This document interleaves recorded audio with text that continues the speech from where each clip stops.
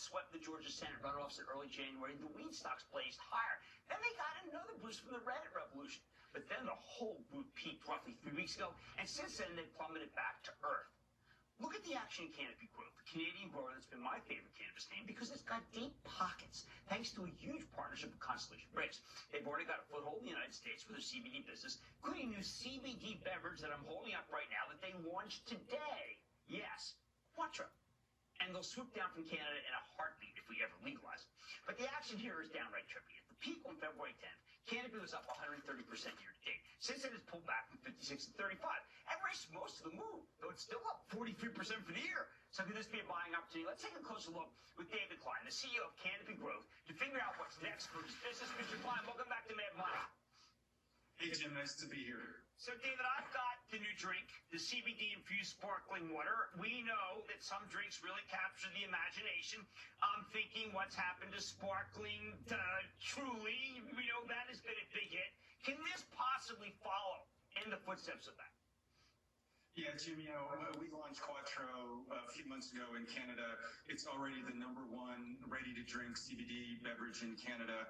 And it kind of illustrates our playbook, right, where we want to use insights gathered across North America. We then use our innovation and NPD capabilities to develop amazing products.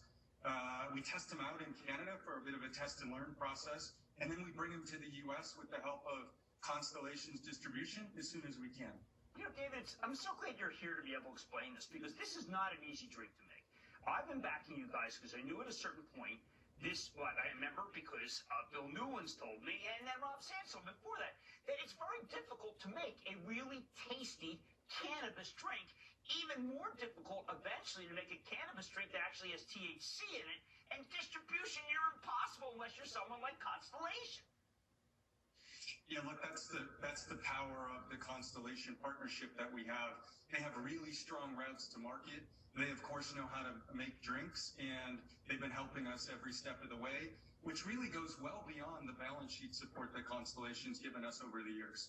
I have to believe that the competitors, of which everyone seems to think are all equal, actually lack distribution and lack a large partner that knows a big food and drink lab that can make good tasting drinks. Yeah, and look, we proved this out a little bit with our BioSteel, our sports nutrition brand that is starting to hit the market just now with a ready-to-drink hydration mix. We actually have utilized much of Constellation's beer distribution network. So these are guys that are out on the street, literally think everywhere that you see Corona or Modelo, they have the ability to bring our BioSteel brand. You will see us try to really tap into that more and more over time with our Quattro CBD drinks and ultimately our THC branded drinks when we can get them into the U.S. Do we know what the equivalent proof is, so to speak, of a THC drink? Yeah, look, and this is something I think the industry has to land on, right? So for a THC drink, if you want to equivalize to a glass of beer, you're talking maybe 2 to 2.5 milligrams per drink, which means it's sessionable. You can then have a few drinks and have that kind of beer-like experience. One of the issues in the marketplace has been that there have been a lot of drinks on the market that have maybe too much THC for the average user, and we want to use our experience as a drinks company to really help educate our consumers around how they should be consuming these products, because we want everybody to have a great experience.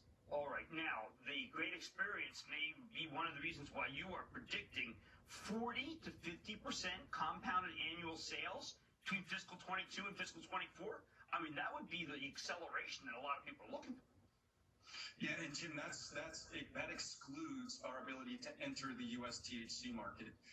That's just our base business, which includes things like our Martha Stewart branded CBD edibles. It includes Quattro, it includes BioSteel, and it includes our Canadian business, which includes THC. But on top of that, the opportunity is for us to come to the U.S. into the THC market through the partnerships we already have with the two large multi-state operators, Acreage and TerrAscend. Now, at the beginning of your call, you do sound quite bullish. You say Democratic control of the White House, Senate, and House creates a unique window of opportunity for advancing cannabis reform through executive action and legislation. That's a very bullish statement. You think still that that's the case? I think it's well past time, Jim, and I think that that's starting to be almost common knowledge. 2/3 of Americans live in a state where cannabis is legal either for recreational purposes or medical purposes. And just like when prohibition ended in 1933 for alcohol, the items on the agenda were how do we really address some of the social injustices that were caused by prohibition? How do we create jobs and how do we drive tax revenue?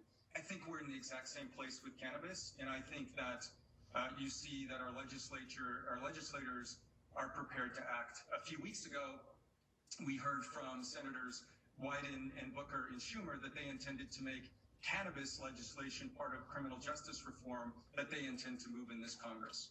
Now, one of the things that you did talk about, though, in the call was that the reputation of the industry of being boom bust already is something you want to avoid. And I think you talk about the idea that really we have to accept it's a growth industry, but we got to deliver. Not just you, but everybody. Are we at that final moment where we can get out of the up 30, down 30 kind of craziness? Because we want a regular consumer products group stock here.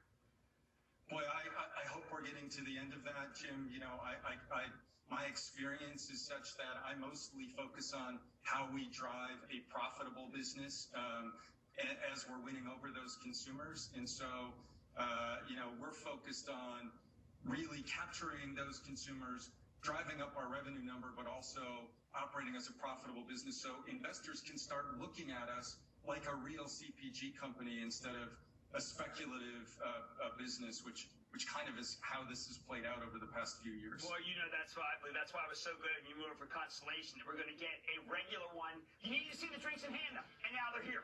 So I want to thank David Klein, CEO of Canopy Growth. Dave, it's going to happen, isn't it?